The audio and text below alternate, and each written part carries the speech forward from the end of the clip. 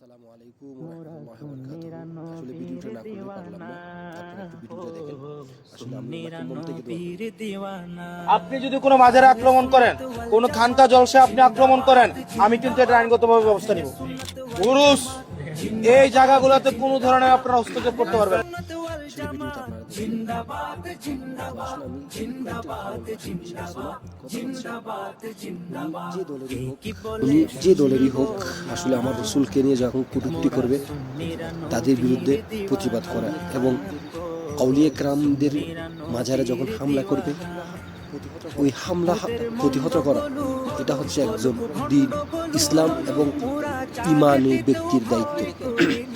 আপনি দেখেন এই অলিয়া যারা বাংলার জমিনে এসেছেন তারা ইসলাম কায়েম করেছেন, অনেক ইতিহাস আছে, এটা বলার সময় নেই।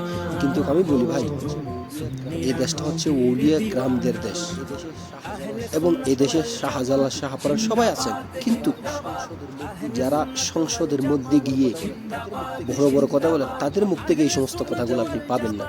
আমি জানি না হাসনাত আব্দুল্লাহ এটা তার মন থেকে বলেছেন কিনা মুখ থেকে বলেছেন সেটা আমি জানি না, না লোভ দেখানো বলেছেন, কিন্তু যদি মন থেকে বলে আমি ওনাকে আমার মন থেকে দোয়া করি। আমি সৌদি আরব থাকি, আমার মন থেকে দোয়া করি, কারণ উনি যে একজন মুসলমান হিসেবে একজন দিন ইসলামের পথে থাকে এবং আউলিয়া কেরামদের উপর মহব্বত আছে বিধে আজকে এই কথাটা আসছে। তো আমি আসলে ওনাকে অত্যন্ত মন থেকে দোয়া করি। উনি যেহেতু একজন সংসদের মধ্যে আছেন, সংসদে ভালো খারাপ সবাই এমপি, কিন্তু তন্মধ্যে একজন হচ্ছে এই হাসনাত আব্দুল্লাহ। উনি বিভিন্ন জায়গার মধ্যে দেখতেছি, মিডিয়ার মধ্যে, ফেসবুকের মধ্যে ভালো কাজ করতেছেন, মাশাআল্লাহ। দেখি এরকম যদি প্রত্যেক সংসদের সদস্যরা যদি এরকম কাজ করতো, আগামী 5 বছর লাগবে না বাংলাদেশ পরিবর্তন হইতে।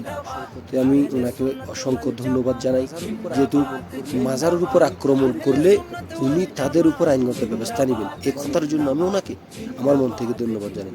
ওনাকে আল্লাহ যেন হায়াতে তৈবা দান করুক, আমিন। আসসালামু আলাইকুম ওয়া রাহমাতুল্লাহ।